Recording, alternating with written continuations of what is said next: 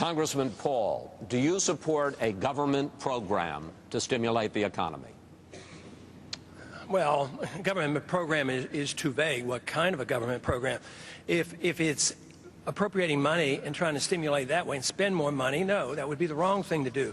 But a government program of a reduced tax burden, yes, that would be. Also, to solve this problem, you have to understand why we're in a recession. I believe we're in a recession. I think it's going to get a lot worse. If we continue to do the wrong things that we've done in the past, that it's going to be delayed, just as what happened in the Depression. But you have to understand that overstimulation in an economy by artificially low interest rates by the Federal Reserve is the source of the recession. The recession has been predictable. We just don't know exactly when it'll come. But if you do the wrong thing, it's going to last for a long time. The boom period comes when they just pour out easy credit, and it teaches people to do the wrong things. There's a lot of malinvestment, debt that goes in the wrong directions, consumers do the wrong things, and businessmen do the wrong thing. So we have to attack this and understand the importance of Austrian theory of the business cycle. If you don't, we're going to continue to do this, and the longer you delay the recession, the worse the recession is. And we've delayed a serious recession for a long time. The housing market is already in depression. And a lot of people are hurting. The standard of living in this country is going down. Look at what's happening to the dollar. And what is being offered by the Federal Reserve and Treasury and everybody in Washington? Lower interest rates. Well, lower interest rates is the problem. Artificially low interest rates is the artificial stimulus which causes the bubble, which allows the inevitable recession to come. So what we need to do is deal with monetary policy and not pretend that artificial stimulus by more spending is going to help. That won't do one bit of good. Congressman Paul, many of your supporters call themselves 9/11 truthers. They believe that the U.S. government was in some way complicit with the 9/11 attacks or covered it up. Are you tonight prepared to either embrace that rhetoric or ask those supporters to abandon it or divorce themselves from your candidacy? Well, I can't tell people what to do, but I've abandoned those viewpoints. I don't believe that, and that's all. That's the only thing that is important. And so I don't endorse anything they say, but I would like to take an opportunity to talk about the issue that we've been debating here for the last 20 minutes. Sir, would you ask them to cease that rhetoric? Would you ask them to cease that rhetoric tonight on your behalf? Well, it doesn't do me any good, so if they care about me, they should. But the only thing I have control over is what I believe and what I say. I can't tell them what to do, so I don't endorse what they say, and I don't believe that. So please, could I participate in the current debate rather than sticking this out? Please do. Please do.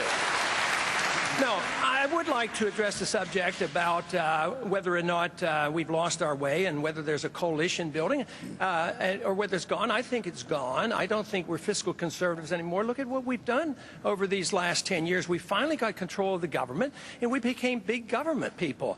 Our deficit's out of control, and we no longer are opposed to new entitlements. We are entitlement people. And then we turn around and we talk about liberty, and we've undermined the Fourth Amendment and personal liberty and personal privacy. In the year 2000, we won the election by condemning the Democrats for nation building and policing the world.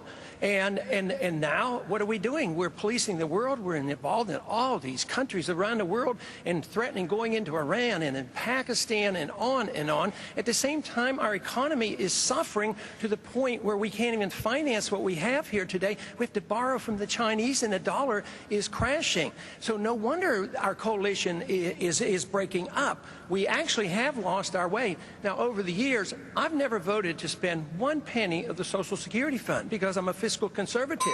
If you want the Social Security system to work, get people who will vote against robbing the Social Security Fund. Thank you, Congressman Paul.